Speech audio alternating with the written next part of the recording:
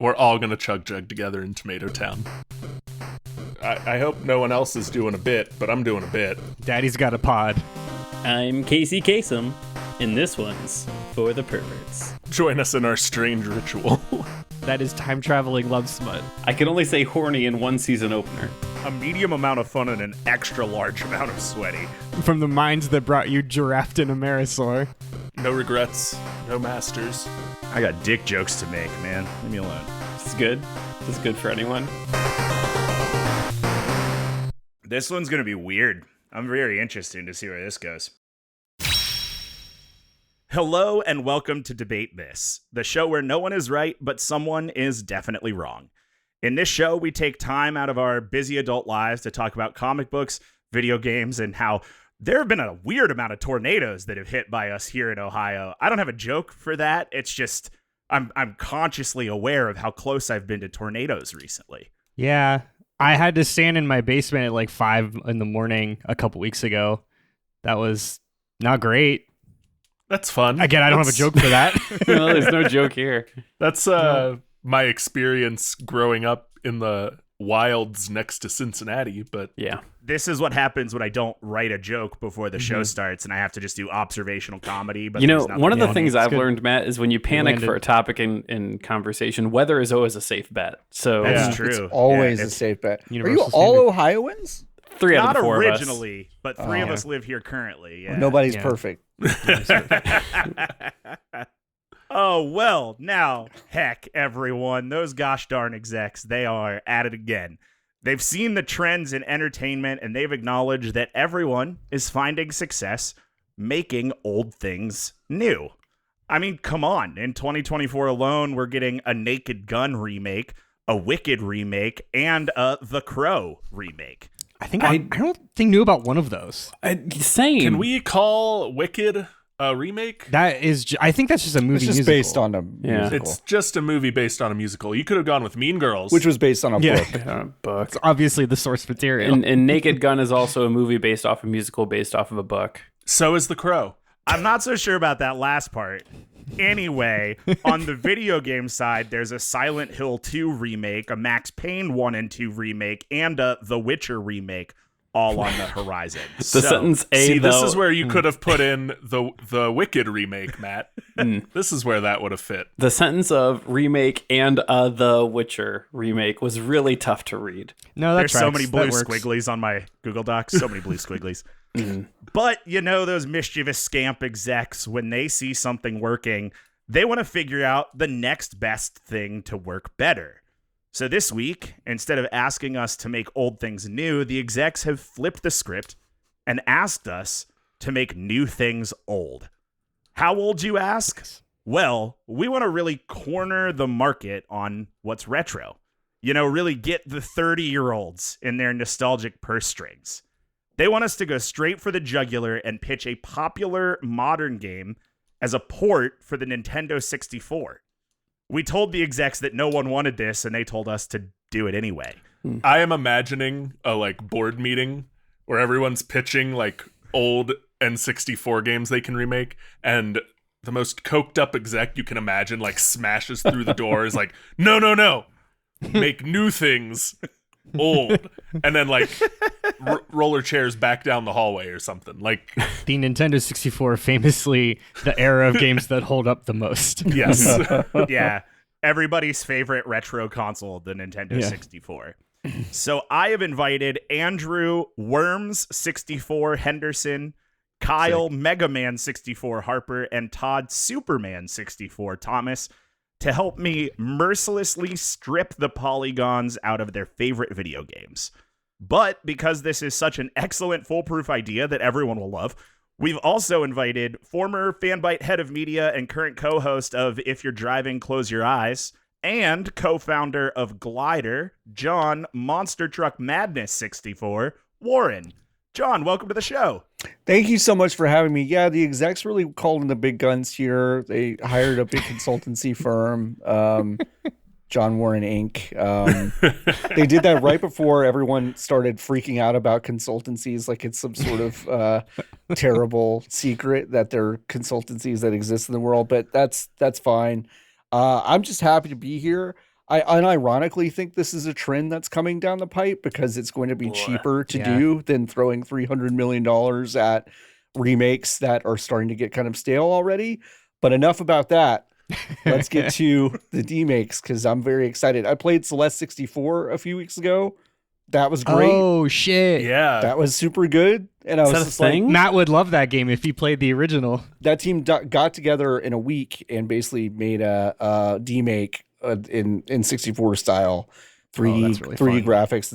It's free. Oh. It's over on itch.io and it's great. So you Check are that out. so right that Polygon era games are It's gonna coming. get caught in the nostalgia wave here soon enough. they'll somehow make them more expensive than they need to Yeah. be somehow, but like it's coming, Yeah, I mean the last game out of the Game Grumps studio, I think it was called Homebody, was advertised as like an N64 PS1 lookalike. Yeah. So Yeah. Yeah.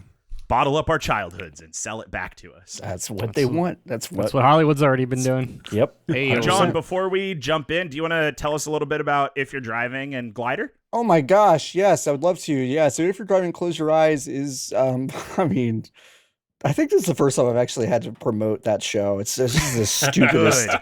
It's the stupidest show. But I host it with former colleagues at Fanbyte, LB Hung Tears and Nikki Grayson, Jordan Mallory, also former Fanbyte person on the sticks. It is a comedy podcast where we just navigate life under our wet sun. Don't ask me what that means, but that's the tagline of the show. So that's that. Glydr could not be more different than that. I have been building with a couple of really great co-founders a foot-based controller for games VR and pretty much anything else you want to do in your digital world. We just had a Kickstarter for it. It was super successful. So that's going to pay for our first manufacturing run. And soon, I would say maybe within a month of you hearing the show, there'll be a pre-order page for that. So just go to feetlegal.com. That's right. FEETLEGAL.com. That was a thing that my two co-founders are in their 60s and 70s. So they're old engineers. And I begged them to buy that URL and they did not understand it.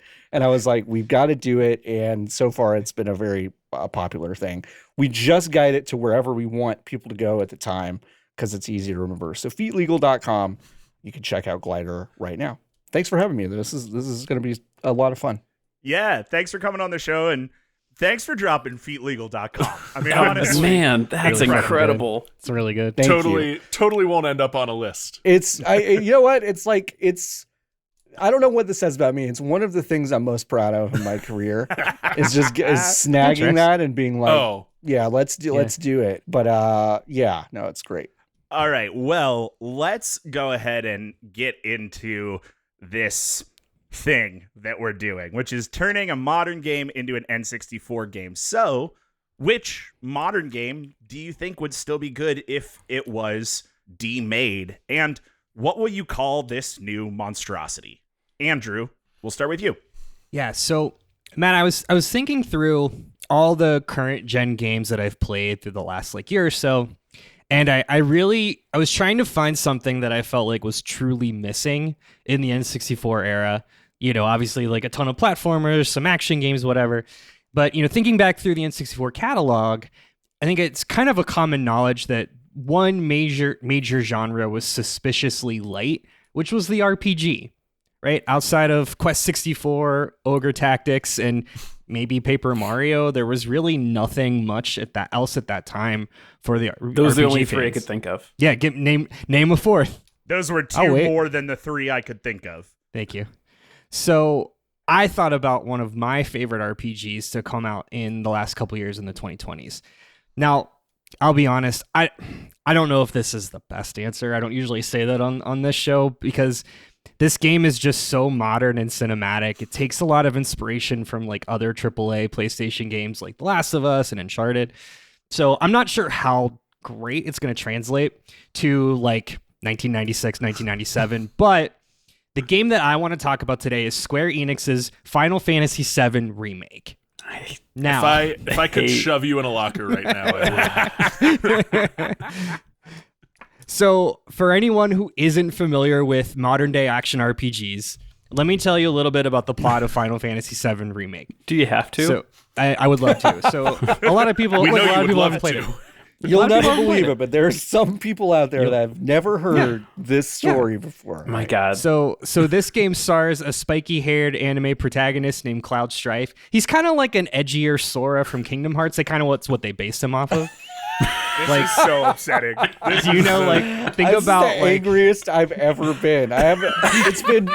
It's been 17 minutes since I've met you, and I'm so angry. it's gonna get I worse. I'm so can't sorry. even believe this. Okay. We Yeah, can't it's gonna do be- anything it's to gonna stop be him. bad. Just know that I'm dying inside too. Okay, so back in the bit. So it's like if Sora had like a great sword instead of a keyblade, right? You guys get it. So Cloud, this guy Cloud, gets hired by a group of these like eco terrorists led by this dude named Barrett and his and Cloud's childhood friend Tifa. So you start the game, you ride on top of a train. It's like this super neo-dystopian cyberpunk city, kind of taken straight from that movie Blade Runner 2049. You remember that movie?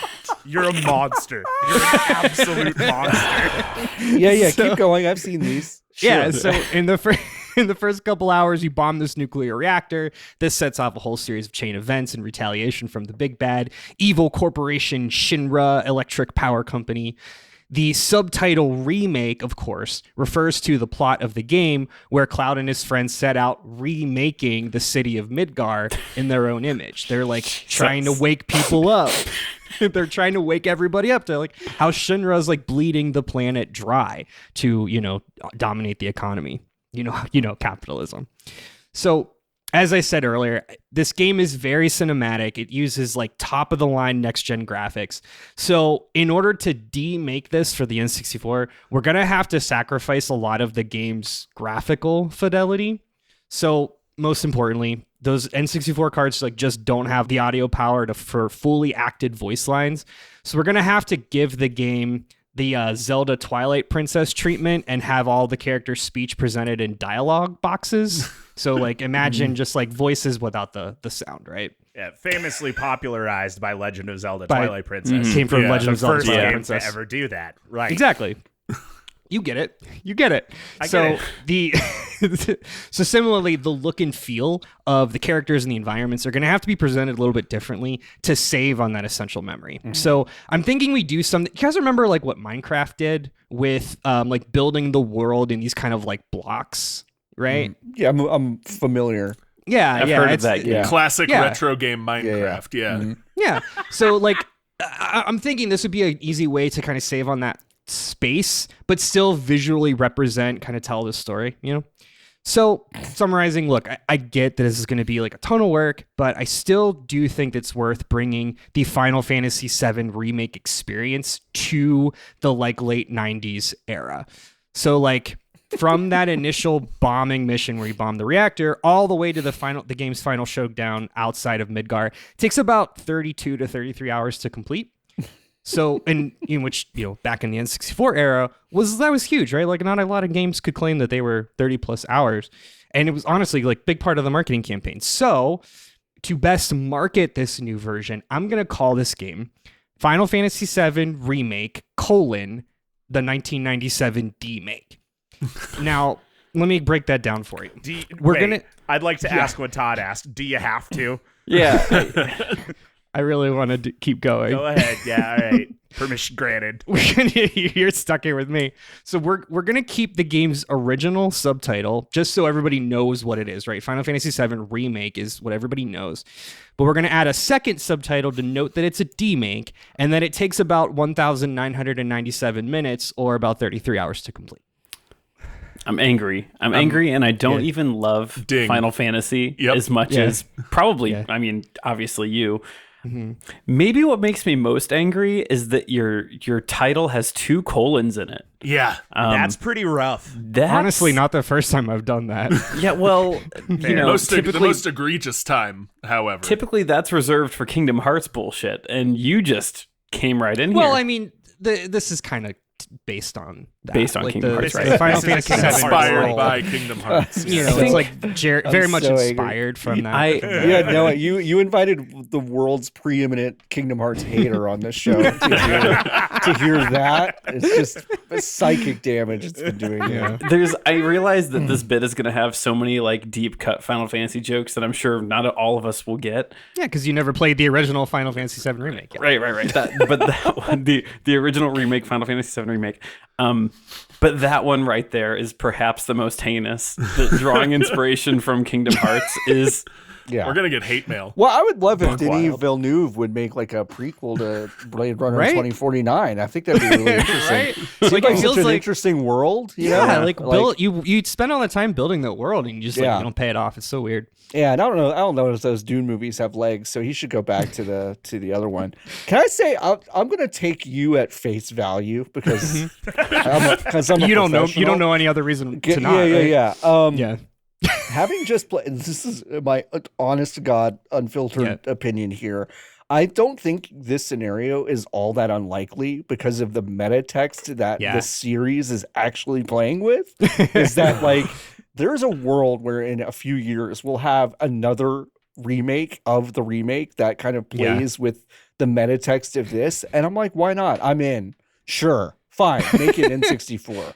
Do Yeah, I something mean, with it. It wouldn't be the first time we've been semi-prophetic It's on great. the show. I mean, this is yeah, you play in the space, but I mean, look, man, Star Wars is doing it currently. So absolutely. It's true. And I'm the sicko that got to the Fort Condor stuff in Rebirth just now with all the blocky old stuff, and I was just like, good. I was like, it looks really good. Like it looks really, really good. Like I did cheer in it on sitting on my couch like a child. I want like for everyone watching at home, I'm like my TV is currently paused with Rebirth paused oh, same. in frame Yep. because I've been playing it because I've been mainlining it. Anyway, I've been going very slowly, but Yeah. yeah, this is a great idea. By great, I mean I don't know if we're going to be renewing your contract as part of this executive exercise, but I appreciate better it. to burn out than to fade away, baby. Can I put the statement out now? We're not allowed to spend the entire post show with Andrew and John just talking about Final Fantasy VII Rebirth. I can't. We will set a timer and we will can't. cut I your would be mics lying if I said this was a coincidence. Let's move on. All right. All right. Well, now that we all know that Andrew is the collective monster, Kyle, what have you brought to this event today? Yeah, Matt. So I rode a different train of thought than Andrew. And instead of thinking of what game could make the best demake, I wanted to go with the best example of a modern game and go through the challenge of demaking it. And that is why I went with what I believe is the penultimate example of a modern game. And yes, I know penultimate means not quite the ultimate, but I don't know enough about Roblox to talk about it today. That is why I brought Fort Fighter 64, a demake of the game all the kids are playing, Fortnite. Fort Fighter 64 is really good, dude. I would have bought that Okay. game off the shelf. Yeah, Absolutely. You I would have would've all rented rented it that at from Giant Blockbuster. Yeah. 100%. Tell me more. So Fort Fighter is a 4-player couch co-op shooter, not unlike 007 GoldenEye, but it's Fortnite. It's going to be the same. You drop on an island. You're going to be able to craft your forts, and the storm is going to That close really in got me. around the 4 of you until one player is left standing at the very end. You'll be able to craft your forts, says a man who's never played that version of Fortnite in his life. Sure hasn't. Okay, Kyle, Oh, shit, that was real funny. quick. Fortnite, of course, a popular battle royale game where it is 1v1 of 100 people, N64 version just 4 people. Unfortunately, we cannot get 100 people to play at the same time on the N64. The technology does not support that. But you can get 96 other people in the same room on however many N64s that is, and pretend that the last one playing outlived all the other I players. love this world you've created where people were having N64 LAN parties in the late but 90s. not quite LAN parties. Uh-huh. They're just breathing each other's air while they play the same game. Because I really wanted there to be a LAN option for this, and the N64 did not support a LAN. No, we didn't get that anyway. until Phantasy Star 1 and 2 No. and Kirby's Air Ride. No. I'm pretty sure if you plugged 25 N64s into one home, it would be enough power to charge a Tesla. You that is summon an absurd Satan amount of is what you output. do. I think you could charge like a calculator. Yeah. I'm just glad that Kyle and his 3 best friends are going to chug jug together as they drop into Tomato Town. We're all going to chug jug together in Tomato Town. Wow. Good ref. Where are we dropping as you just hop down from a very, very short surface onto this other surface? Did Perfect Dark play with bots that were more than 4 people? Yeah. I feel like Yes. they did. Did it? Yeah. Perfect Dark had 8 or 16. I can't Yeah. actually. I I think think it it was might up have to it had a 8. lot. It had 8 because it had the expansion pack. Yeah, the Easy. expansion pack. Yeah. So you could, I never did play Perfect Dark, so learning that, maybe we could get up to like 25. Yeah. That's close enough That's to a battle something. royale. That's a big jump off of 8. yeah. It's about as many people as you actually see in a normal Fortnite match. Yeah. Right? That's Yeah. true. So Yeah. it's a great idea. I'm imagining it like basically just a Mario Kart battle map where it's just Right. like a bunch Yeah. of blocks, you know? Yep. Yeah. Yep. It feels like your drop in would be like playing Battleship, where it gives you a grid and you get to like up Yeah. and Matt. over to where on the Matt, don't read ahead. All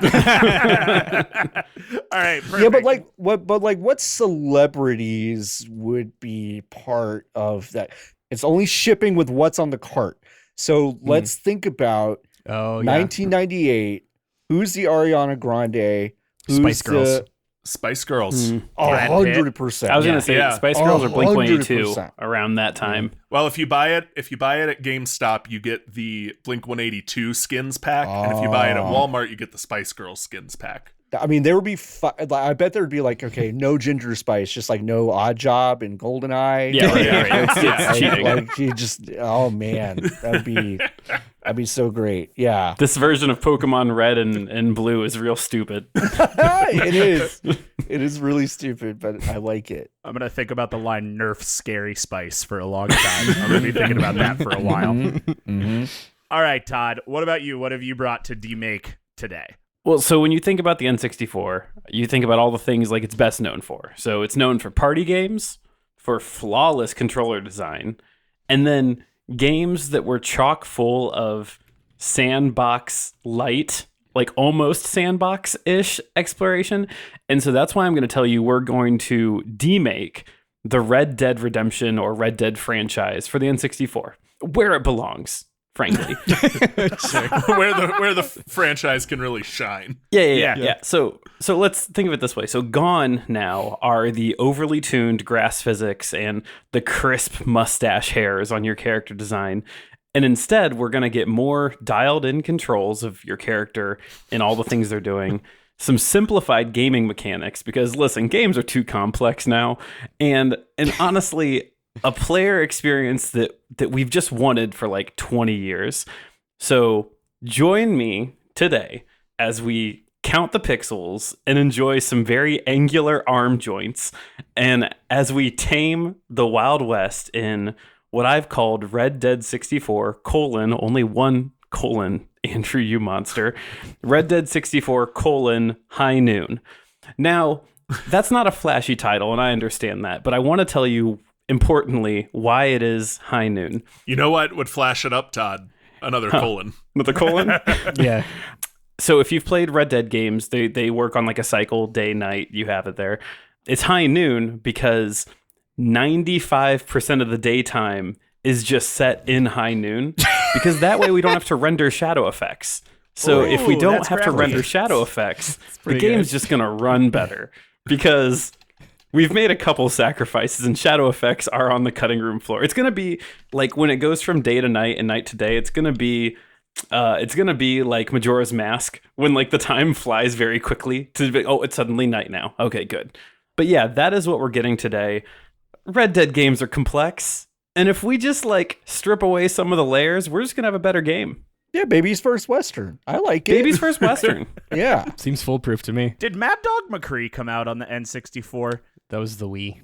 Yeah. Okay. I 2 gens off. Red Dead Redemption with Mad Dog McCree 64 works a little bit too well. I don't know what that game is. I think if the N64 had FMV, it would melt. That's true. That's a fair point. Absolutely a fair point. I just have a couple questions. Do you? Please, yes. Are we still doing the very lovingly rendered animal butchering kind of scenes from Red Dead on this N64 version?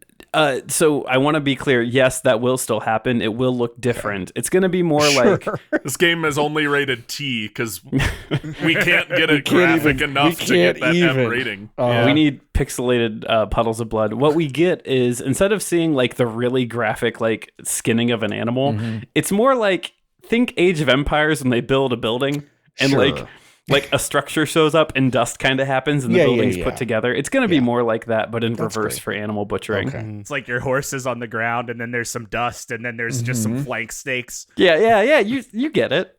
Your patented horse steaks. Is the physics in the N64 version still advanced enough to tie a human person to a train? No, it is important that we do that. So here's a fun little fact about Red Dead. I think it was the not Redemption, the one before.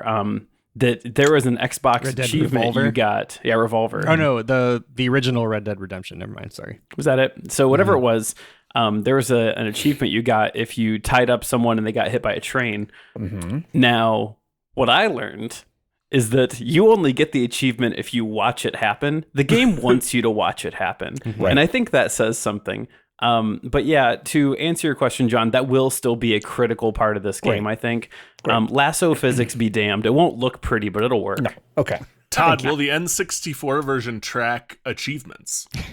No, well, so you get a booklet that has little check boxes that you get That's to check perfect. achievements if you would like to check those. It's really great. And if you mail them in, you get a free pizza, personal pan pizza. Yeehaw! All right, John, round us out. What game have you brought to demake for the N64 today? I feel like, between the Zeldas, there are obviously some epics that are available on the N64, but I feel like, that's got such a specific franchise ethos and vibe, and we're really missing something with a little bit more oomph and mystery and exploration. So I want to present to everyone today Elden Ring 64, A Tarnished Tale, which is Okay. it's just it's visiting the lands below, but in a way, lands between in a way that you've never experienced before, which is to say very low res and with very chunky textures. And when you see the Erd tree in the distance, it just looks like kind of a giant yellow polygon in midair. But it's still going to be very, very interesting.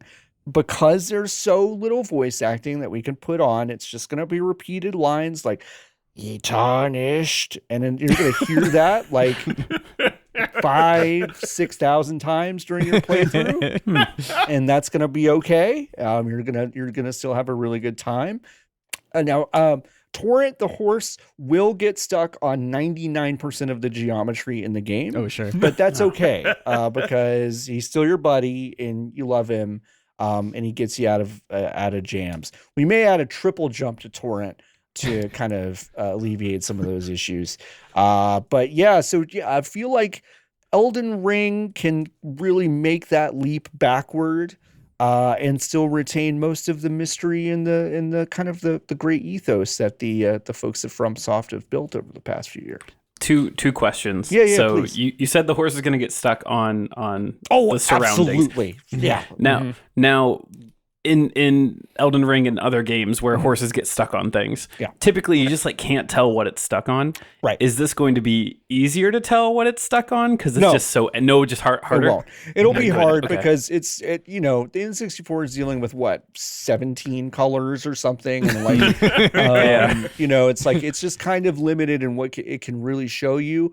But like Epona can't jump really in the Zelda games unless it's got unless something there's a fence. it Right. has to jump over. Yeah. But in this game, you do have a jump button, so you get stuck, but you can jump over it right away. Torrent's a great spirit buddy. Honestly, revolutionary. That's Revolutionary. pretty good. Yeah. Safe to assume that there will be no absolute functional difference between a shallow set of stairs and a jagged cliff. Like those 100%. are exactly the same utility. Exactly. items, right? And also, it is one of those things where you still will be able to fall off pretty much anything. And the fall damage will kill you. So just be prepared for all of that, I would say. But I think it's just going to be still a rip-roaring good time through the lands between. Just one more question. We talked a lot of Elden Ring at one point on this podcast. I was told there's a character named Patches who is a comical relief who tries to kill you multiple times and becomes a spider. Is it safe to say we will see a poorly rendered Patches at some point? You will absolutely see a poorly rendered Patches. And No further questions, Your Honor. And it will be almost as easy to accidentally kill Patches and undo that quest that you should be doing by sparing his life. So, Perfect. Yeah.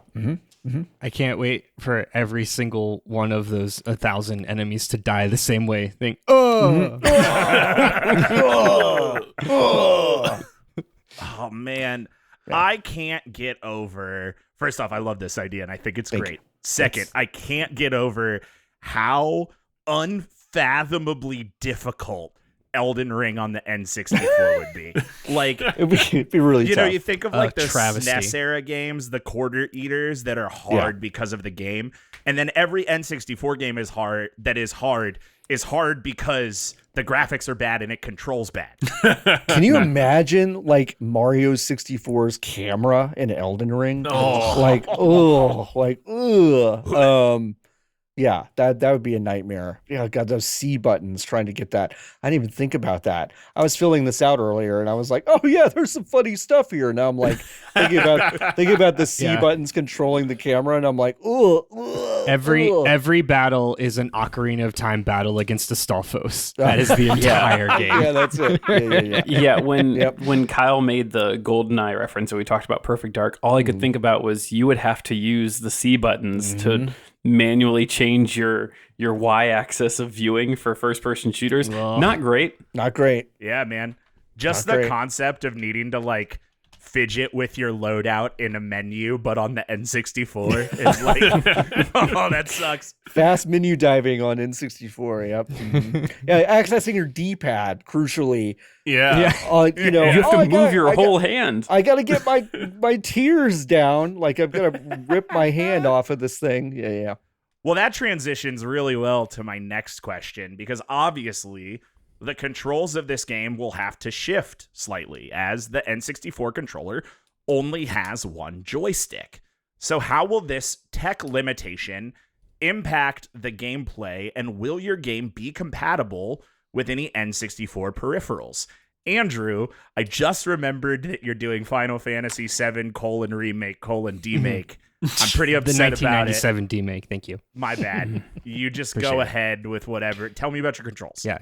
So I know John's played Final Fantasy VII remake, but the other three of you guys haven't. So I'll just explain. Final Fantasy VII remake, it's an action RPG. It uses this kind of unique mechanic where this special meter charges over time, like actively, that allows your characters to execute special abilities like weapon skills and magic, or summon powerful godlike entities, the likes of which we have seen from dozens of Debate This episodes. What will be tough to replicate, though, is going to, as we've been talking about, going outside and aiming the camera in 3D space during a battle. So while outside of the battle, I think it's fine to have your guy just kind of walk around the overworld. Once we'll transition into battles, and we're going to put it on just a 2D plane, but with using those 3D assets. So it's we're just going to have the party on one side, the bad guy on the other side. Also, the active time battle mechanic, if you will, of Final Fantasy VII Remake kind of does this thing where when you can pause to input the commands and it slows down the action to 1/100th of a second. It's really cool when it does that. We can't do that with an N64 game. That would melt the system. So I thought it would be good to kind of tweak the battle mechanics, and we haven't seen this done before, but like we're just like each side will get a turn. Like, have you guys ever played Pokemon Scarlet and Violet? This sucks. I'm so mad. It's kind of like that. I haven't even played these games, and I'm mad. So you're saying that one team would basically get like an option to do something, and then the other team would get an option to Yeah, do exactly. Like Fire Emblem. You know? Whoa. Okay. Yeah. Yeah. Wow. Yeah. Wow. Now That's here's a the really difference. smart idea. Yeah. Thank you. God, thank you. Industry professional here. John Warren saying I got a good idea. Yeah. So, but listen, so this is where this gets unique, right? So I talked about that skill bar. That's still going to charge in real time. It's just like, it's really what this is to alleviate the game from having like execute a bunch of things simultaneously, right? So, okay. So I already mentioned, I'm literally playing Rebirth right now. I got to be sensitive to spoilers because Rebirth just came out. But in case you didn't know, Final Fantasy VII Remake is actually the first entry of a trilogy. So Final Fantasy VII Rebirth just came out a few weeks ago at the time of this recording. This game is so good that it just wouldn't feel right to port just like one of this series over to the N64. It makes sense to port both and eventually, hopefully, what will be the final third entry. The thing is, there's no way like all three games would fit on just one cartridge. So I have another wild idea. My thought is we utilize a peripheral that was made for the N64 that actually just came out in Japan, the N64 disk drive. Are you guys familiar with the disk drive? Yeah. Right. Yeah. It plays discs, right? I mean, it's plays floppy disks. Right. Yeah. Exactly. Sure does. Sure. So once the final entry in the last entry, excuse me, no pun intended. Once the last entry in the Final Fantasy VII Remake trilogy comes out, I think it would be a perfect chance to kind of re-release the full experience in a complete box set of 3 full-length discs. Wow. Novel idea. So that's so smart. Yeah. Thank you. It's so smart. Now I'll hit you one even better. Since the events of the games like literally happen right after each other, you could even set up this system where like once the player gets to the end of the first game, they simply swap out the one disc for the next and then go like right back into the action. Right. Yeah. I'm just seeing red. People are gonna be so mad, dude. Like, So because they're mad. such a good art team, like you could have them create these like splash screens at the end. Oh shit, that's really good. And idea. then it says like put in the second second disc. Do you I don't know floppy if people disk, will I get guess. that, but like I don't know. it's like kind of a thing where wow.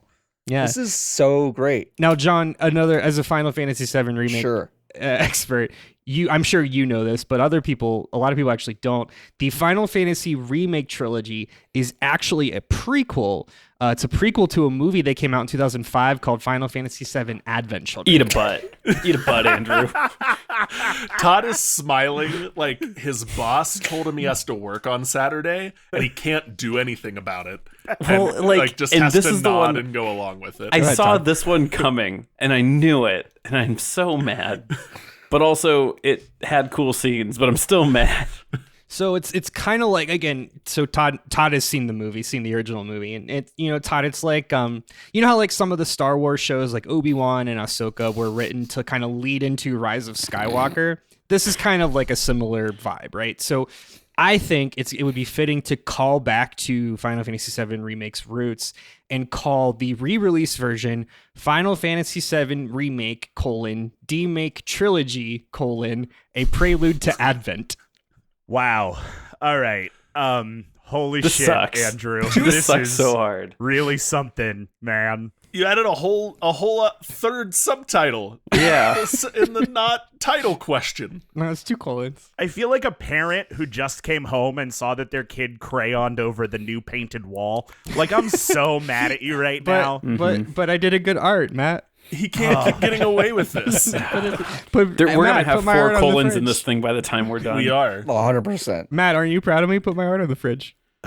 Man, oh God, I'm so proud. All right, Kyle, go ahead.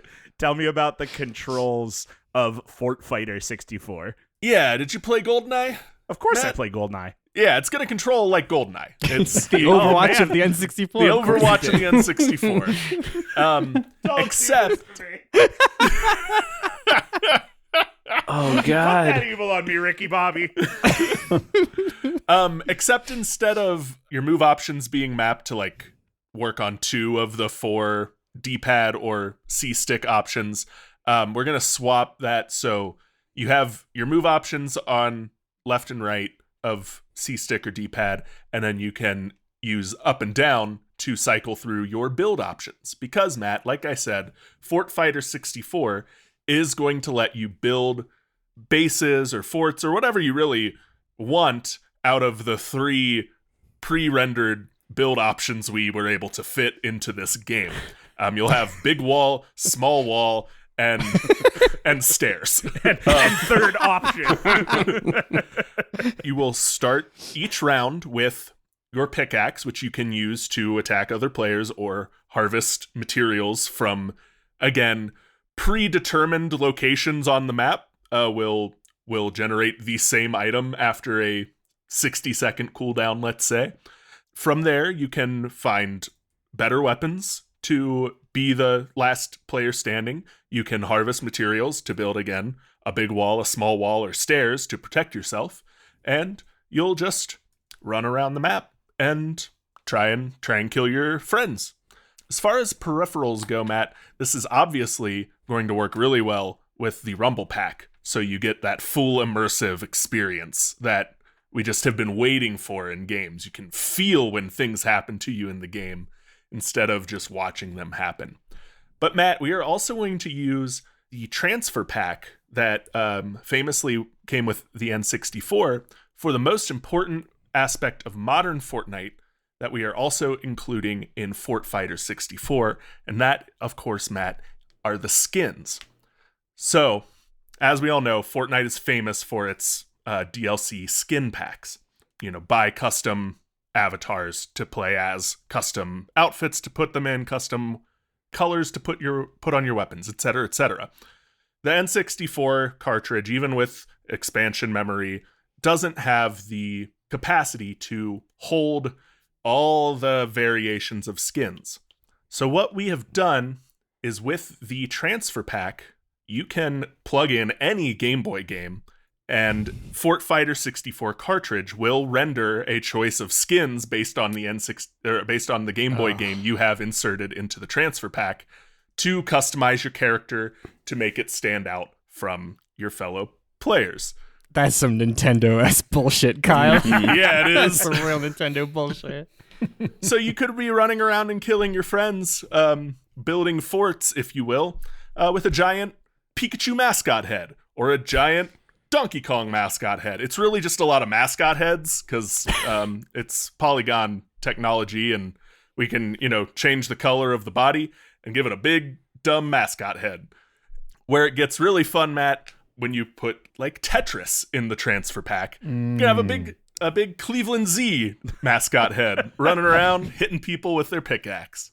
For a second, Kyle, I thought you were going to go the route of, so like before DLC was the thing, you had Halo 2, you had to buy the expansion disc, like the DLC disc that was like $7 and gave you 3 new maps, and then you'd download it. And I thought you were going to say you had to buy a whole ass new N64 cartridge. I thought he was going to say that too. Or like a Sonic and Knuckles style cartridge to plug underneath. Mm-hmm. I thought about that. I really did. The disposable This was cartridge better. is better though. That's you that's use really it once good. and it's coded to you, so you can't ever use it again. Oh, that's good. I like the idea of having to daisy chain like the Sonic and Knuckles until it's like a Tower of Babel, kind of reaching toward the sky with all of the individual skin packs and DLC. Yeah, well, you want the Pikachu head and the you have to plug it in every time you use that mascot. Right, because you can't save it on the. I was just gonna say I'm really searching for something mean to say, but man, I would pay real money to have a Tetris head in real Fortnite. Yeah. You just 100%. Kamehameha your way around. Yeah, Your pickaxe is like one of the L shapes. One of the L shaped you're blocks. just thunking your T head into Yeah. the rock. A Tetris block doing the gritty after killing Yeah. Ariana Grande With John Cena? great. absolutely. Yeah, 100%. Yeah. I have 2 thoughts. Thought number 1 is there's a world where this leads to kids buying skin booster packs at FYE to plug into their N64, and that's wild. I want to clarify. I really did if this were a later system, say in the GameCube era, I would have 100% done the e-reader cards to download skins to GameCube era Fortnite. I'm legitimately thinking it's the very Nintendo thing of you plug the Game Boy games you already have in, and you might get a skin out of it. Like it might be able to render a skin out of it. It's the amiibo model. I get yes. it. I get it. Yeah. The other thing I wanted to say is, like, I've played GoldenEye somewhat recently. Like, I was hanging out with buddies from high school, and we were like, oh, man, we should play GoldenEye like the old days. It holds up. There's not a single criticism you can leave. That's exactly the words about to come out of Matt's mouth, That's the end of it. Yep, you're right. You got it. No, all I can think of is, like, I haven't played Fortnite in no build mode because I haven't played Fortnite since, like, the first couple seasons. And I'm thinking about how impossible it would be to build anything with the Z reticle control from GoldenEye, and I'm angry. I didn't think I could be angrier than I was at Andrew, but and do it worse under pressure. Yeah. You can't wait. Much like Nintendo had to like give away protective gloves for kids who like stigmatized themselves playing Mario Party on the It's me. I'm that kid. I did it. That's big Nintendo will eventually have to give out wrist straps for the N64 controllers after the number of controllers thrown while someone dies trying to build a wall in front of them causes them to hurl their controller into the drywall. It'd be like trying to play Metroid Prime competitively. oh my god, I'm so angry. Oh, that's terrible. Okay, let's move on. Todd, tell me about the controls of your game. Yeah, I'm sure a couple of you have played some of the Red Dead entries. Yeah. Yeah, sure. We're all familiar with this game intimately. The viewing and the controls get wonky as you're trying to like settle the Wild West or whatever those games are about. I don't know. So We may never know. Yeah, we may never know. So we're gonna take notes, just copy off of two of the standard bearers from the N64 era for controls, and that is obviously Donkey Kong 64 and Star Fox 64. Now, shooting in first person in Red Dead games isn't really all that great, so we're just gonna get rid of that and the basic movement and shooting physics. And we're going to replace it with the basic movement and shooting physics from Donkey Kong 64. So that is to say, in Red Dead 64, if you want to switch and shoot first person, you have to stand completely still, the way God in the late 90s intended. And honestly, completely plant your feet. Like the Old West. Yeah, it's square like the Old up. West. It's just square up. I'm here to kill you, Sheriff, and you just stand. Yeah. Still in the middle of the town, and that's it. You're right. Well, and even further with that, your main character, you're just going to fire from the hip in the third person. Got it. As is tradition in the Wild West, or so I've been led to believe. You just fire from the hip and everything's fine. The other annoying control aspect of Red Dead games is that when you fire from horseback, Jesus, take the wheel. You always just kind of like veer off a path and end up in the brush and then have to like right yourself. We're going to go full R-Wing on this one. You are piloting the R-Wing. When you shoot, it is mostly ahead, and that is the direction you go while on horse. Period. No one complains about Star Fox 64 space dogfights, so no one's going to complain about Red Dead 64 Western horse fights. That's just the way it's going to be. I love that you use that as the comparison when you have Ocarina of Time, where you literally do shoot on horseback. This came out before Ocarina of Time. That's different. Yeah. Oh, gotcha. Yeah. It's kind of a fair point though, because like, does anybody complain about the Star Fox 64 dogfight parts? I don't think I do. Not that part. I don't. I complain about other parts, but like that's the best well, part of Star Fox 64. It's because when people want to be critical about Star Fox games, their mind go elsewhere. They don't think about that. That's fine enough. Now, when it's time to turn around on a dime, like Star Fox 64, does your horse just kind of do a flip and then rotate? Great. And then kind of sit down, And let me follow that up with, say you need to sidestep something very quickly while on your horse. Yeah. Would it kind of like roll over and get back in an upright gotta use its iframes. If your horse were to encounter a barrel, it would roll over it and it would be fine. The real Not around the real it like horses doing a barrel race. Yeah, exactly. You could literally recycle the line, do a barrel roll in exactly that voice, and it would still be like, oh yeah, that tracks. Yeah. The actual answer, going from Kyle's question first then to John's. Kyle, there's no precise sidestepping on a horse. This isn't dressage. There's no sidestepping. We go forward, we go fast. John, your answer of needing to turn around quickly, you can do that. It is one set animation. It is a button you press stop and back on your one thumbstick, and you go into about a 5-second animation that's cinematic of you turning around. That's perfect. So you could, perfect was the next word I was going to use to describe what that is. And if you that camera do? What that camera do? It's best, you didn't Andrew. want to turn It's around. best.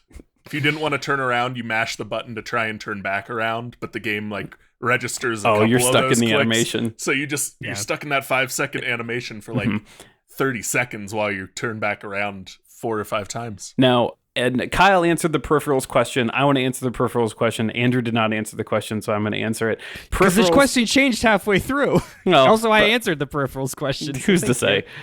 Peripherals here, Matt, obviously a yes. Let's just start easy. Rumble packs for immersion. Duh. It's not the Wild West without some rumble.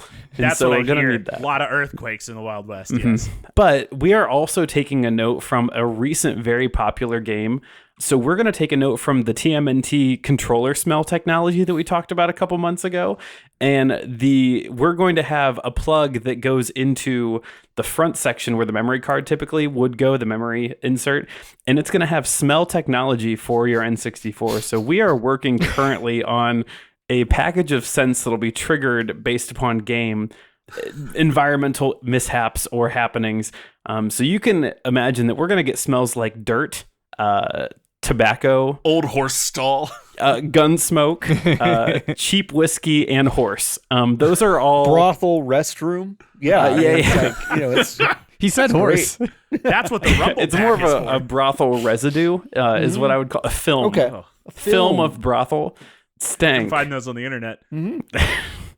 Yeah, so we're looking forward to all of this. This is the way Red Dead was meant to be enjoyed, I think. That's great. Wow, what a nightmare. Holy smokes, what a nightmare. Okay. If anything, honestly, out of all of that, the worst part is the 5-second turning around horse animation. That's the fucking worst. That I think it's like the smell nightmare. tech. It's the smell tech. I was in until the smell tech. You had All me right, at well. 5 seconds on horse. But anyway, John, tell me about your controls for your D-Make.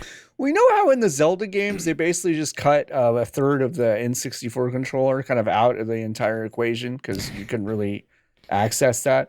Kind of the same deal.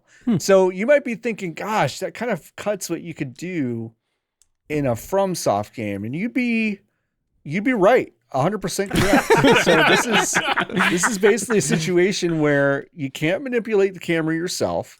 It's all Z targeting, and that one right trigger is your weapon. You can cycle through different weapon loadouts, but that's basically all you got. And that big face B button is what you're going to mash to roll around. The C buttons, one of them does healing, one of them calls your horse, one of them switches your loadout, and then one of them It's mappable. It's mappable. That's exactly right. When you're on torrent, I swear Todd and we didn't exchange answers before this, but you will also have to go through a 5-second animation to turn torrent around. Yeah. It's honestly just what the N64 horse mechanics Yeah. are for every single game, and no one will argue here on It's this so podcast. true. It's bolted down in the system. It comes with the system. Yeah, And it's so in the yes, code. It's basically A button does jump, B button does roll, and then the C buttons do a few things. You got the one attack, and then you got lock on, and that's really all you need for Elden Ring. Like when you have all that, you're like, now I'm playing Elden Ring. Like, like you can't like don't worry about what's in your left hand. It's all what's in your right hand, and you're still having a good time. It's still Elden Ring. Legitimately, one of my favorite things about Elden Ring that will translate immediately is how they did elevator switches, which is just like there's a giant elevated thing in the middle of something. I'm going to stand on it and then trigger this, which is one of the most galaxy brain like developer cheats that I swear they put in as like a debug kind of mode of like, this is the easiest thing to do, so let's do it. And they just left it in because they're geniuses. And so there'll be a lot of like little shortcuts like that to kind of make the game kind of seem kind of more brisk. Game map is huge. I would say like probably way too big for a Nintendo 64. So we talked a little bit about the Tower of Babel, Sonic and Knuckles kind of thing. What if I told you that we're developing a little kind of new technology called the Expansion Pack Plus, which also allows you to stack expansion packs on top of each other. Now, Elden Ring 64: A Tarnished Tale is rated 8K, meaning you have to have 8 of those expansion packs stacked on top of each other to get it to work properly, but we feel like it's worth the investment. So when you order Elden Ring 64, it will come in the box about the size of a Nintendo 64 box. It's got the game inside and also each individual 8 expansion packs, as well as a Wavebird 64, because it's like you don't want to have to be tethered right to your CRT TV. You want to be a little bit further back. So and the expansion packs generate so much heat that you actually want to just be farther away. Yeah. It's so much heat, and we really haven't. They say that the rats did not respond well to that in testing ahead of time too. So we do expect you to keep a little bit of a distance. You're exactly right. Each box comes with zip ties and PC cooling fans to put right next to them. The first liquid cooled Nintendo 64. I'm imagining like the third party versions of this, like monstrosities you would clip to your Game Boy from third party that would like add battery life or lights, but like it adds cooling to the stack of memory you just added to your N64 as well, or something to like blow, like a fan. Like there'll be a really awful one with a fan that is louder than the game itself. That reminds me when I around in this era from 97 to 99, I lived in Buenos Aires, Argentina. This is a real story. You could get video games there, but they were very expensive. But when you would go into a video game shop, I would say 90% of what you saw was total bootleg third party. Sure. Will absolutely brick whatever you plug this into stuff. And it was also the first time I saw Virtua Fighter versus Tekken, which was a extremely poorly made 2D version of something that I think a Chinese company. Oh, my camera died. I'll turn it back on in a second. That they just like bootlegged and put up there, and I thought I was crazy because I didn't understand the idea that people could just make a thing that wasn't official. And so it just blew my mind. Anyway, that reminded me of that. But yeah, most of that stuff would just brick everything. So we do recommend buying the official Elden Ring 64 expansion packs. That's wild. For that reason. I love that. I just imagine like the Mad Catz Mad Cooler that's basically just like a beer koozie that slides over your 8 expansion packs. And then the Mad Cat 8-stack expansion pack, which instead of being 8 individual things is like one long thunk that you plug in there. Yes. What it is it's just like your friend, your neighbor, or your little brother, just like with a folder, just like fanning fanning the system manually. I'm stuck thinking about the expansion pack since it like slid in. That means only like an inch of this foot long thing is actually plugged in. Eventually it's gonna get broken. It's gonna get snapped off. Every single one sold in America will be broken by like kids roughhousing too close to their N64. Yeah, then Nintendo will have to put out a tripod of sorts that kind of like locks it into an expansion pack stand. Yeah. Or expansion pack stand. When one child wields the stack at like a club against their sibling. Or like, what about a Labo kit that basically splints the entire tower so that it's kind of unbreakable? Like, I think we've done very little talks about Nintendo Labo on this podcast, and it's a crime. We need to talk about it more. we need to we need to fix that. History won't be kind to the Nintendo Labo. I Listen, it's a silly thing you've offered us, John. I kind of want to keep talking about it because the longer we talk about your silly thing, the less we have to hear, or the longer we get to put off Andrew talking about what he's doing. Yeah. I do want to. My last thought here is I love the idea of a like prepubescent game of wizards with the expansion packs. Anyway. Oh, that's really good. All right. Well, to take the opposite approach that you just had, Todd, where the longer we talk about John's thing, Yeah, we should just rip the Band-Aid off, shouldn't we? Rip the You Band-Aid got off. it. Let's rip the Band-Aid off. So prompt number 3 here. You don't get to act that way, Andrew. You are the Band-Aid and the wound. No, he's the wound, not the Band-Aid. John's thing is the Band-Aid. Yeah, John's Andrew's thing is wound. the Band-Aid. Yeah, anyway, look, prompt number 3. If there's one thing I love about N64 era games, it is the sweeping cinematic cutscenes realized in every single polygon that little console could render. So, what grand ending moment will players experience in your remake? And please paint us a word picture of how that will look. Andrew, we'll start with you. I'll just admit here, I kind of boxed myself in a corner because I picked a game that's part of a trilogy that hasn't finished yet. So unfortunately, nobody really knows how the plot of Final Fantasy VII Remake Trilogy is going to end. But don't worry, God. because we do know that the game has to somehow lead into that movie I mentioned earlier, Final Fantasy VII Advent Children, as well. But here's the other thing. Fans of the series will know it actually leads into a game based on that movie that came out a year later called Dirge of Cerberus Final Fantasy VII. So, what we...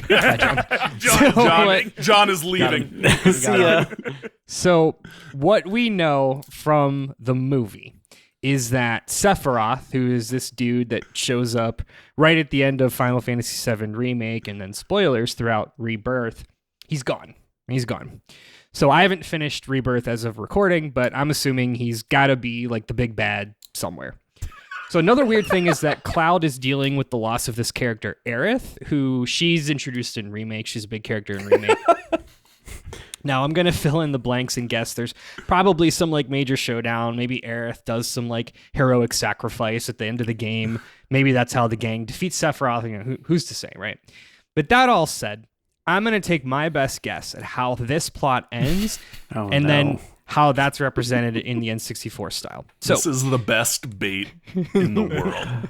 So Rebirth does a lot of work setting up the idea that the planet is actually dying and is fighting back in its own way by using these gigantic monsters called weapons. And there's a few that are quickly introduced, but only in cutscenes. Sorry, spoilers.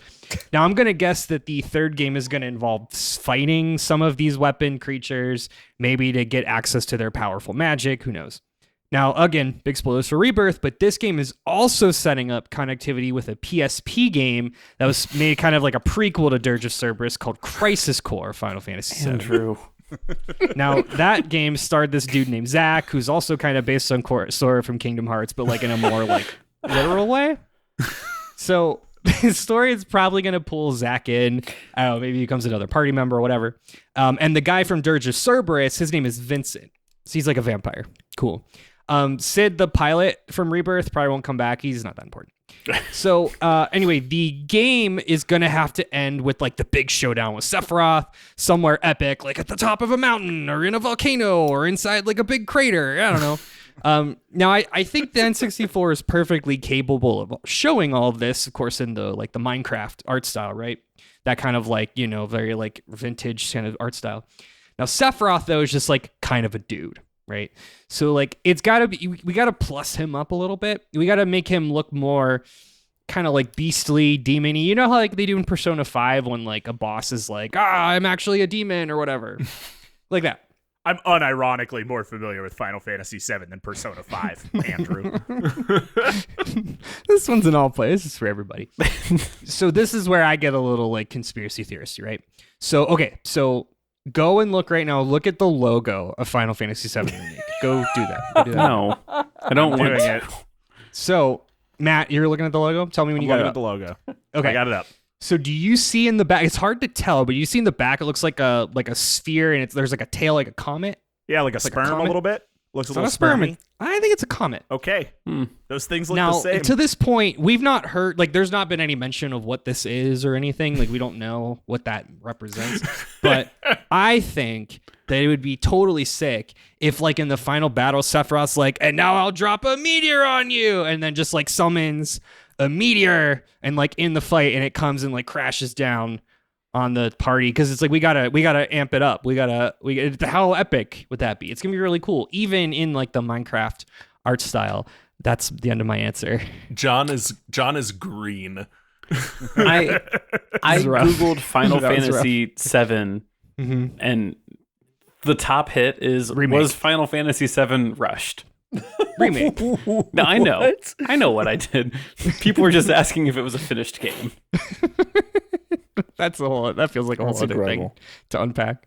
I feel like you came to me with a new CD and you were like, hey, you've got to check out this sick song that Limp Bizkit did. It's called Behind Blue Eyes, and you're going to love it.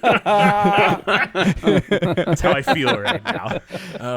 That's pretty much what it is. Disturbed wrote this amazing song called "The Sounds of Silence." You guys ever heard of Alien Ant Farm? Weezer did this song, So good. Africa. Have you guys heard of this? It's really good. Crazy. I cannot participate in this crime you are all Kyle, collectively committing. do the Johnny Cash one. You know you wanted to do it. You guys hear this great new Johnny Cash song? It's called "Hurt."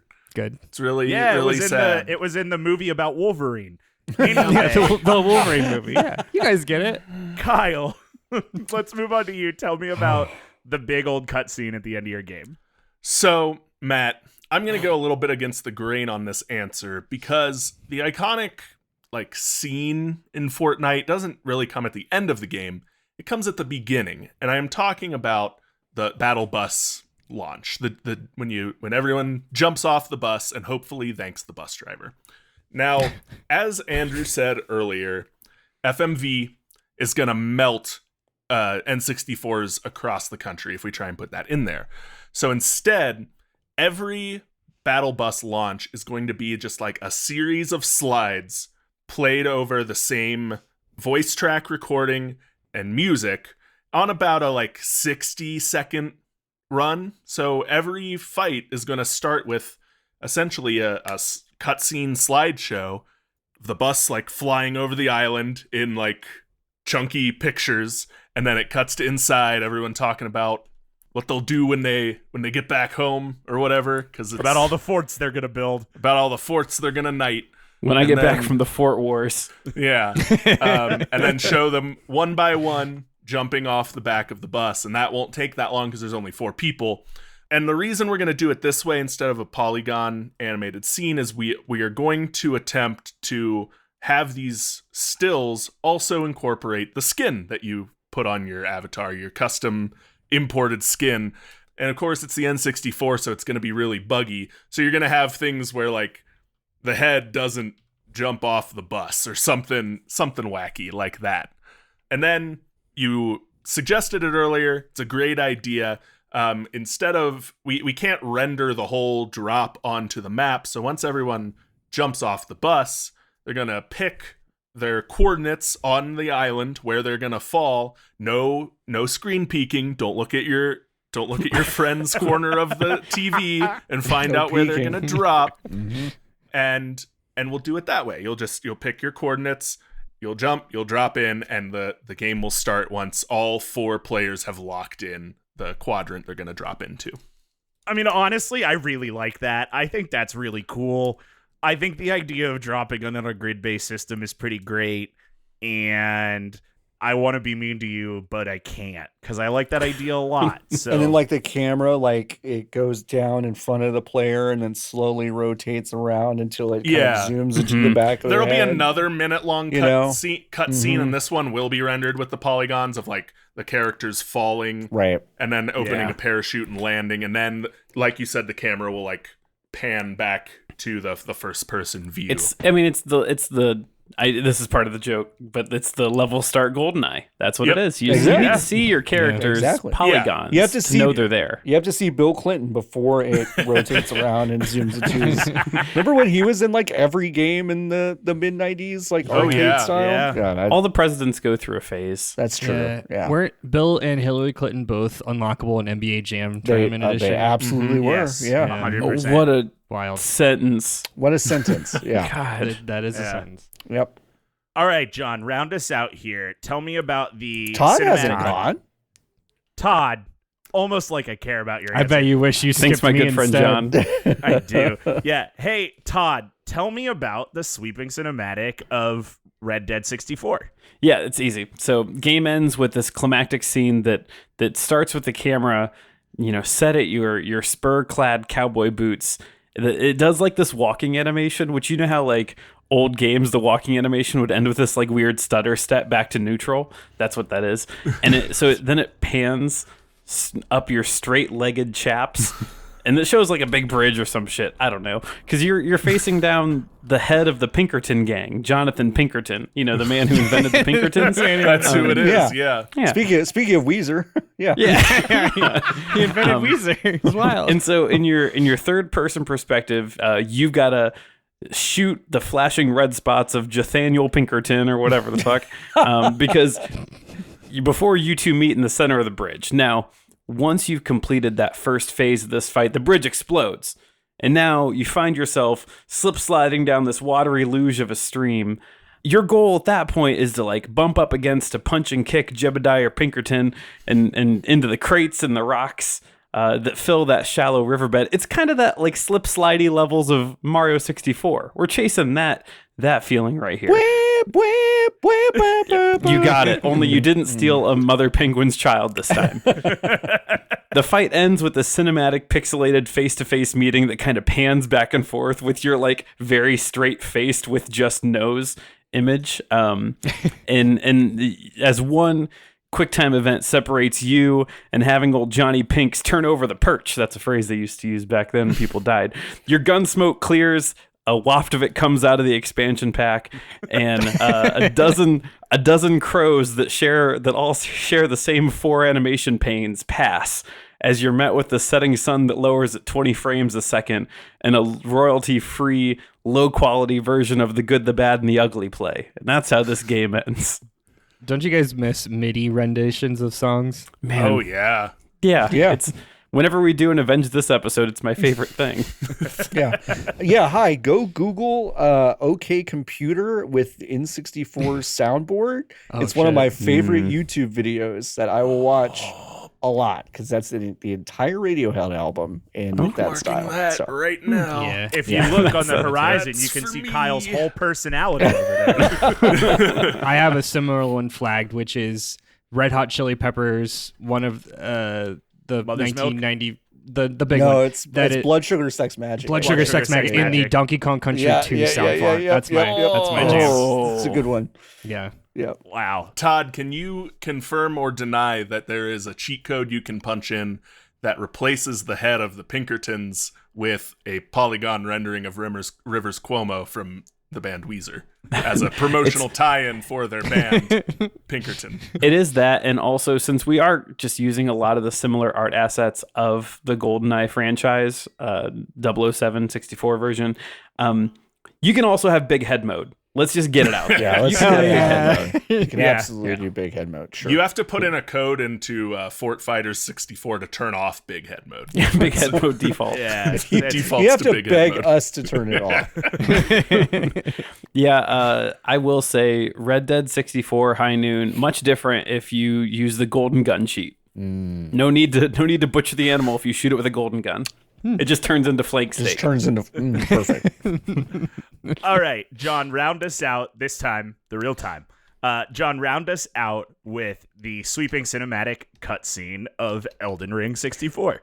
I'm cheating a little bit because, like, if you've played beaten Elden Ring or really any of the FromSoft games, like those endings are pretty much just like, you did it, and then it's like that's it. It's pretty much like, it's everything is kind of prologue to this big climactic moment, and then it's kind of over, which is usually how it goes. So I've just got 3 notes of like there are some big moments that I feel like, we need to translate. One is that, when you're fighting Radon and he brings back that meteor, we did have to cut some corners. That meteor does have a big face on it, because we're recycling some textures. And Unknown what texture specifically. We don't know what it is. It was just hidden in some files. You know, the Giga Leak that Nintendo had, it was in that. So we just we just pulled it from that just to recycle it. We thought the it was thought that it's just the backside of the Majora's Mask moon. Around. My favorite. That would be so funny. That's really funny, but I'm also thinking of all the YouTube videos that would be like, okay, here's why the Elden Ring moon has a face on it. This is why the meteor. Vadi the video Radon is brings eaten real down. well. Yeah, it's actually Ronnie's soul. No, so there's that. There's also, like, you're going to Siofra Lake. That's a big moment where you're going down the river, where you're going down the elevator. It's like 2 minutes long. It's one of the coolest reveals in the history of video games. I loved it so much. It blew my mind.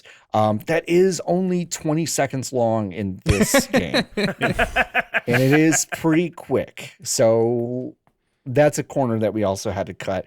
Also, when they set fire to the Erd Tree, huge moment, right? Like, sets the entire thing. That does bump the frame rate down to 12 if it's in view. And if it's not in view, it goes back up to a steady 21. Don't worry about it. But it is a texture that we did recycle from another game. And it's kind of flat, but it also is so big. We've blown it up so big that it does kind of kill the frame rate. So those are 3 kind of corners we had to cut a little bit, but I don't think they're going to be that noticeable. What if we just attach 2 more expansion packs? I think that might do it. I mean, It might get us there. Grease the wheels a bit. Our research kind of showed us that 8 was close to the limit, but maybe the hardcore folks that really want that frame rate back up to 21 would do it. The people that are taping fans at the top of their 64.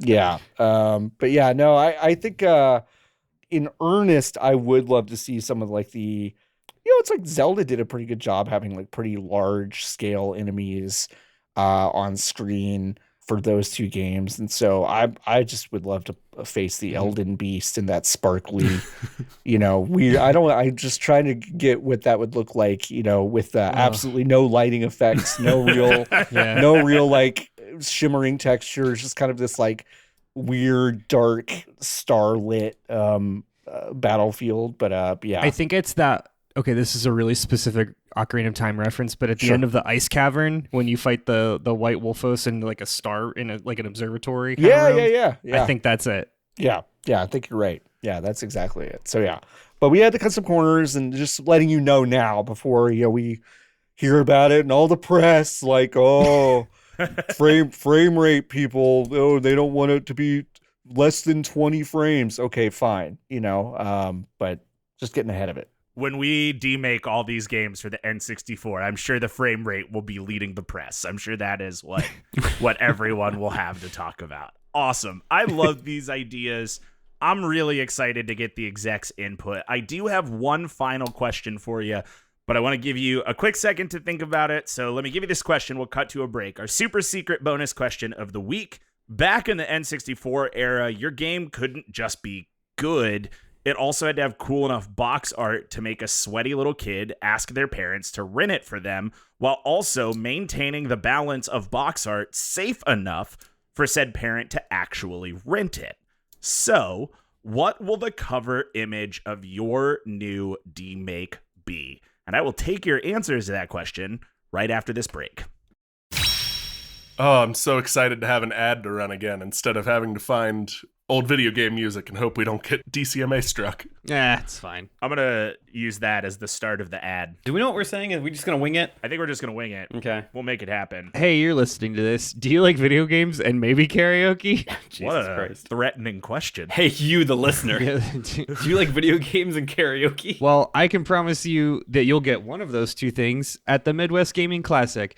That's happening between April 5th through April 7th at the Baird Center in Milwaukee, Wisconsin. And we are going to get a table. We're going to hand out free merch. Most importantly, we're going to do a live show. We are doing our live show on the bonus stage Saturday night at 7 p.m. That's Saturday night, 7 p.m. Central Time. If you needed to know what time. Not that it also Milwaukee would was in. matter because it's not getting broadcast We're not anywhere live else. streaming it, but Yeah. it'll be on the main feed after we're done. Yeah. Eventually. We did this last year. Todd and I yelled about Donkey Kong and Sonic, and it was a really fun time. We had a PowerPoint slideshow. We did have a PowerPoint slideshow. It was unhinged. Everyone clapped. Todd, is there going to be a PowerPoint slideshow again Of this fucking year? course There there's will going to be be a a PowerPoint slideshow. Wow. again. There Yeah. has to be. The people, listen, the people have the been people have asking. demanded You, it. the people. Yeah, you the people have been demanding it. The time we weren't on stage, we spent at the table getting people mad by asking questions like, is a DVD player a video game console? Yeah, it's pretty cursed. I think we're going to do that again. All 4 of us are going to be there this time. Yay! See all of us in person. Yeah. And our topic is Insert topic here. Good. 7 p.m. on the bonus stage, Saturday, April 7th? 6th. April 6th. Milwaukee, Wisconsin, Midwest Gaming Classic. See you there. Could be fun. Could be fun. Could be fun. All right, welcome back. It is time to reveal the box art of your N64 demake. Myself and the other execs are all super stoked to see what you and your art teams have put together. Andrew, give us what you got. Yeah, I mean, the original box art from Final Fantasy VII Remake really is perfect as is and kind of encapsulates everything the game is trying to say. So I think really like the major difference I'd make for FF7 Remake, the 1997 demake, is that I would just kind of redo that box art in the demake's art style, like that Minecraft-y art style. Like it's cut print, it's ready to go. Cool. Yeah. I get it. I get You got it? You got Yeah, it? He get sees it. the vision. Oh, Good. I get it. Hell yeah. All right, Kyle, you're next. Yeah, Matt. So the cover of Fort Fighters 64 is going to be kind of like a irreverent 90s parody of the GoldenEye cover. So you're going to have like your giant James Bond-esque head up front pointing a gun dead center on the viewer, but out of that gun is going to be like a little bang flag, like a trick gun. And then where you've got the helicopter in the background of the GoldenEye cover, it's going to be the battle bus. It's going to be the battle bus, from the game. Then you've got the woman in the background behind the James Bond head. It's going to be like either legally distinct from Princess Peach looking character or a legally distinct from Mario looking character to drive home the like plug your Game Boy games into the transfer pack to unlock skins feature of the game. And then in the exact same font as 007 GoldenEye, it'll say Fort Fighter 64. All right. I was still stuck in the contemporary celebrity vibe. So when you said princess, I dead thought you were going to say Princess Diana, because it was, I 1,000,000% was like, all right. I mean, you're probably right. Like if it came out in 97, That would Yeah. fit Then the it's irreverent probably 90s there. parody cover it would. too. Yeah. but Yeah. There'd also be like a Beanie Baby. A Beanie Baby. The Princess Diana Beanie Baby. Absolutely. Yeah. The Oh, little- that's- mhm. Yeah. I was Yep. thinking because like the bear head avatar is pretty Right. prominent in a lot of Fortnite things. So Yeah. like a Beanie Baby looking avatar 100%. in the background would fit right in. Yeah. Yeah, that goes really hard, honestly. I really love that. All right, Todd, tell me about your cover art. Yeah, back cover, we'll start with that. It's a shot of a barely detailed cowboy firing comically large bullets in a spray at a bunch of heavily mustached but very generic bad guys, TM. Also, they're all standing still, feet planted. Important feature when shooting guns in the Wild West. To go to the front cover, we are going to build off of some technology that was perfected in the SNES era. The front cover is going to play off of the Claymates SNES box art, where it was holographic depending on the angle you were looking at it. Ooh. So Okay. every angle is just a slightly different silhouette view of a cowboy on a horse as the sun is either rising at high noon or setting. Also, important feature, this game does come with the officially licensed Rockstar strategy guide. It will be packaged with the box in that big extra large box. If you'd want to buy the cheaper version without the licensed strategy guide from Rockstar, that's okay. The Prima version is on sale for $12.99, so you can also pick that up.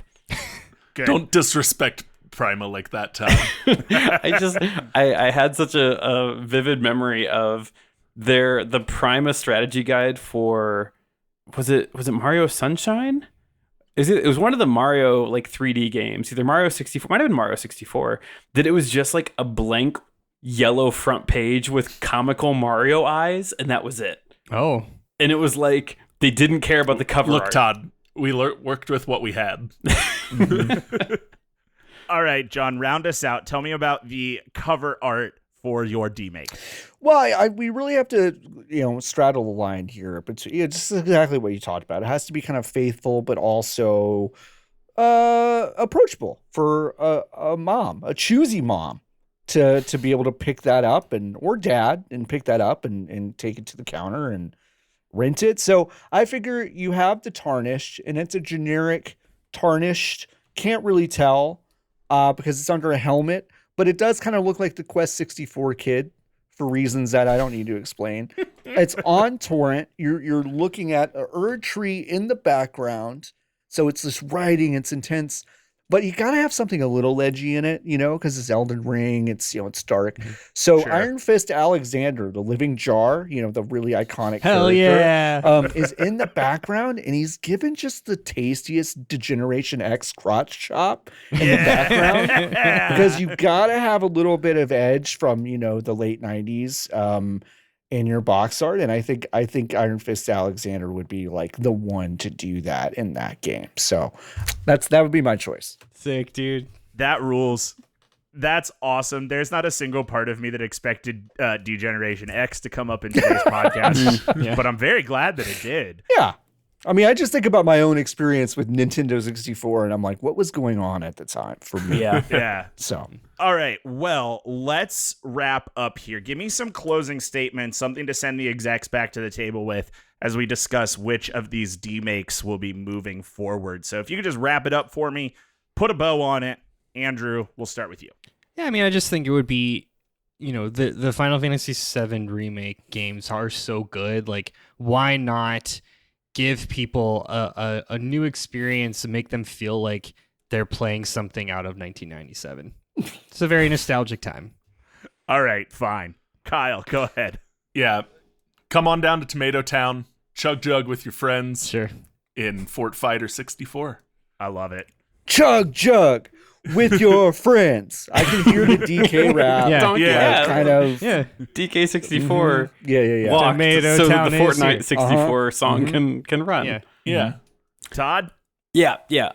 Love westerns and polygons, but hate having two thumbsticks. Red Dead 64. Okay. It's on the box. That's what it I love the says. idea that it's marketing something that hadn't been invented yet. That's great. Yeah, that's really good. All right, John, finish us out. Imagine the trend of really loving a hard video game, a challenge, if you will, and add on top of that a layer of complete technical inability to do the things that we want to do. It's going to be the new trend. You have multiple challenges, you're going to overcome all of them. And I think it's going to move a lot of units. It's going to move 8 expansion packs per unit. And let's think about how much money that's going to be for us. Thank you. I love that. That's crazy. That is like $350 of expansion packs. That's It's a lot. nutty. We're not talking about the retail value yet. We're not prepared to talk about that, but it's, it's more than $70. we haven't crunched those numbers. We just know the numbers are good. We know the numbers are good for us. Yes. What's that game with the $300 robot controller? Steel Steel Battalion. Battalion. Steel Battalion. Battalion. That's it. Yeah. Yep. It's one of those situations. Yeah. All right. Well, the execs and I are going to go back and chat and compare notes. Before we take off today, why don't you guys leave each other with some good vibes? Yeah, man. God damn, that was fun.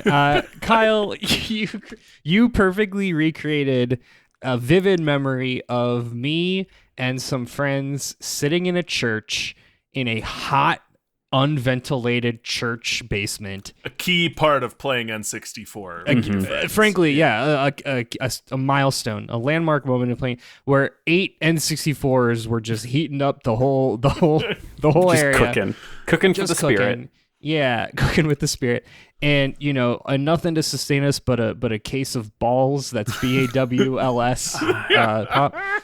And all of us individually playing our own game of GoldenEye 007 and just having a great time. And you took me back to a very special memory, and I appreciate that. I appreciate less the idea of playing Fortnite, which is effectively in Mario Kart battle mode, but I don't hate it because it is basically just like what we would used to do in the facility on GoldenEye. So I think I'm still in. Yeah, I think I'm still in. Todd, I don't think I'd want to play Red Dead Redemption in N64, but I support your right to say that, and I laughed at the things that you said. I'll take that.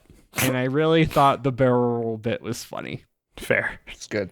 John, you took what is quite possibly one of the greatest games created in the modern era, and then you said, what if we put it in the Superman 64 engine? And that is a crime. It's a different crime than I committed, but that still is a crime. Mm-hmm. That said, though, very funny, very well done. The thought of exclusively mashing that stupid R shoulder button on the N64 controller It's such a to bad attack, button. It's one of the worst buttons ever put on a controller. much like Stigmata, I am getting blisters on my fingers thinking about it. Yep. Great stuff. Great stuff, everybody. Andrew, yeah, you did it. You did my favorite thing. You committed to a bit, and I can only commend you for that. Best bait on the show so far. Please, everyone, write us and tell us how mad Andrew made you listening to this, because You can hit me at T square 87. At T square 87. That's not where that goes. bait so good could only come from someone who loves the game so much. And, game recognizes game. and it came through. Todd, much like Andrew, I would not play Red Dead 64.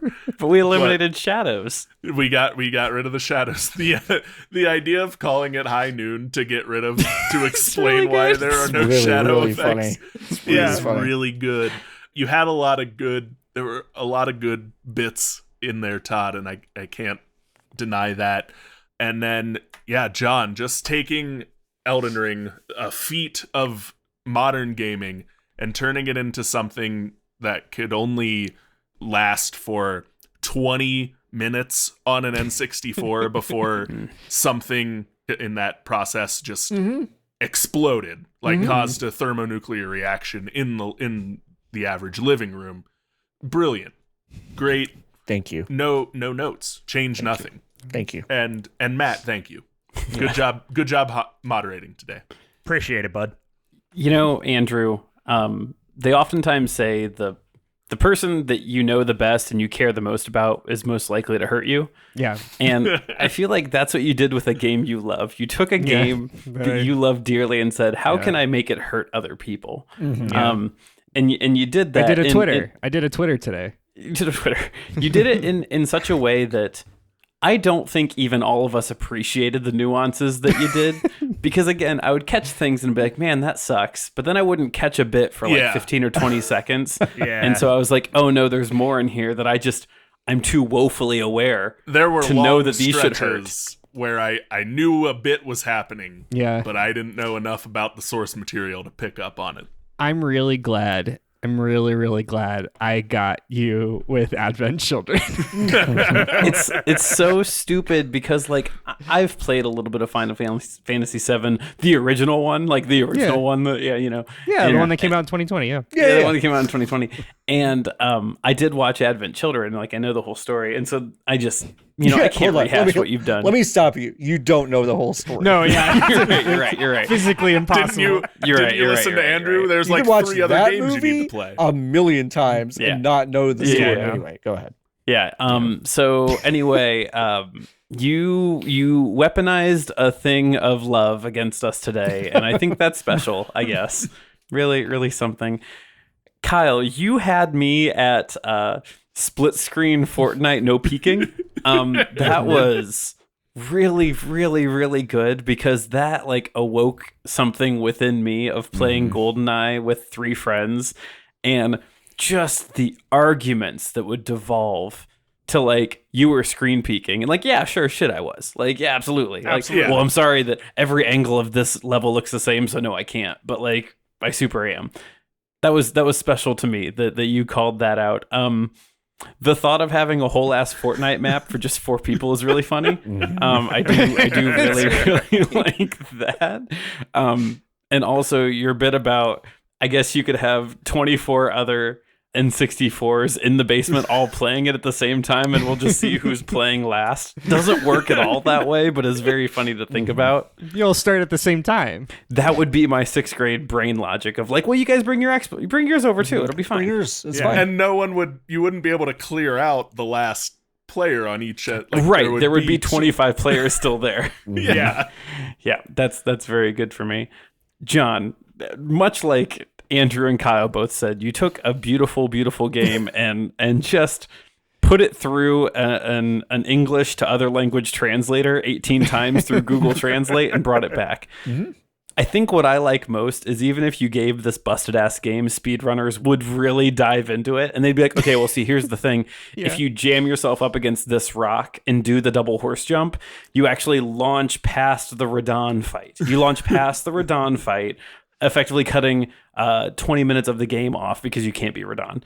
So I think that is really, really special what you did. And also the stack of expansion packs in my brain is like I'm transported to being like 9 and trying to argue with my parents why I need 7 more expansion packs. Like, well, no, I need Holy these. shit. I need these to play the game. Because they were like $80. I can see myself at the exact kitchen table. I was like begging my parents to get me a PlayStation at. Just no, I need 7 more of these expansion packs, please. I need that in the game. In the game, and then it's fine. The sentence, it's the only game I'm ever going to need to play. It's the only one. It's the only one. And the heat generated from that and the boy smell that would happen in your room. The worst. That was what was missing from Andrew's recap of the church N64 There is party, a smell. basement party. The boy smell. Yeah. The smell of 10 preteen boys who don't know they have to put deodorant on yet. It's a smell that holy water is can't real. cleanse. No. I'm gonna go in reverse order because I'm too angry to start with Andrew. So unlike Kyle and Andrew, I would actually like to play the stripped down version of Red Dead on Nintendo 64 because Thank you, John, my only friend. I feel like there's a complexity. Oh, I got to pull up 3 different wheels to pick stuff to do, and I forgot to take a gun off my horse. No. Like, no. You have rifle or pistol. Streamlined Red Dead. I don't need to lovingly see the coffee Arthur Morgan's making. I'm good. So I'm happy about that. I'm sorry about my camera keeping dying. It's, you know what? No worries. Folks, It's all good. cameras. They're hard. I don't know why they're hard. There's a mode in this one that says, oh, we won't turn off if it overheats. BS. Well, how many expansion packs do you have plugged into I don't it, have John? enough expansion packs plugged into this Good one. question. I've only got 1, so I need another 7. So I actually want to play that one. Kyle, yes, it is completely awakened in me. One, this kind of like primal memory of having what felt like friendship ending arguments with people over exactly what everyone was saying. Is just like, you're peeking. No, I wasn't. As if like everyone's sharing the same 20-inch tube TV. It's you literally couldn't. You literally could not. So that was really great. And I love the idea of what the cursed tableau of celebrities and pop culture icons would be there for Fortnite in 1998. That's so great. And Andrew, you made me so angry from the jump that I was rejecting it and then accepting it with radical acceptance, and then It was a real hero's journey, I could tell. and I went back to rejection.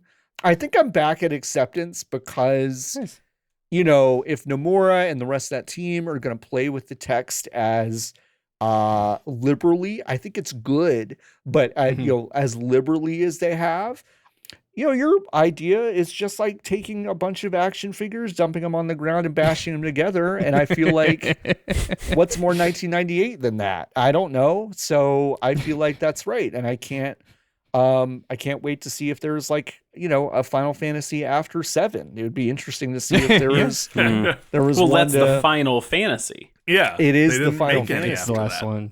Yeah. It's the last So one. yeah, no, I would play any of these. I would play any of these unironically, I think. So that's probably the biggest compliment I can give. So All right. Well, I am back in the boardroom and I am here with the execs to hand out our decision. First off, Andrew, we're I not won. going to go with Awesome. you. There are Thank you a very lot much. of really upset people outside that you need to speak with. The cops were on their way. We made them leave. The mob will be in control now. Yeah. We can't associate with you anymore. Good luck.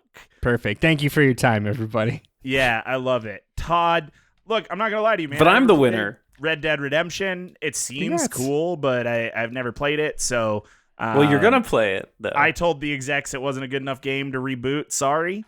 And That felt worse than what you said to Andrew. Wow. Yeah, that kind of did. okay, I don't know that that's true. I don't know that that was worse than what I said to Andrew. But either way, that leaves us with our last two, Kyle and John. Now, Kyle, great name. Fort Fighter 64. Like, we love it. It's And that's awesome. why I won today.